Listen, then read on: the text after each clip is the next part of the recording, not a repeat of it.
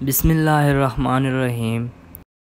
एक कुरैशी ने एक अंसारी को ज़ोर से धक्का दे दिया जिससे उसके आगे के दांत टूट गए। हज़रत मुआविया रज़ी अल्लाह ताला अन्हु के पास मुकदमा गया और जब वो बहुत सर हो गया तो आप सल्लल्लाहु अलैहि वसल्लम ने फरमाया, अच्छा जा, तुझे इख्तियार है। हज़रत अबू अल-दरदा रज़ी अल्लाह अन्हु फरमाने लगे, मैंने रसूल अल्लाह सल्लल्लाहु अलैहि वसल्लम से सुना है कि जिस मुसलमान के जिस्म को कोई एज़ा पहुँचाई जाए और वो सब्र कर ले, बदला नहीं ले, तो अल्लाह ताला उसके दर्जे बढ़ाता है और उसकी ख़ताएँ माफ़ फरमाता है। उस अंसारी ने यह सुनकर कहा, सचमुच आपने खुद ही उसे हुजूर सल्लल्लाहु अलैहि वसल्लम की ज़बानी सुना है? आप रज़ी अल्लाह ताला अन्हु ने फरमाया, हाँ, मेरे इन कानों ने सुना है और मेरे दिल ने याद किया है। और उसने कहा, फिर गवाह रहो कि मैंने अपने मुजरिम को माफ़ कर दिया। हज़रत मुआविया रज़ी अल्लाह अन्हु ये सुनकर बहुत खुश हुए और उसे इनाम दे दिया।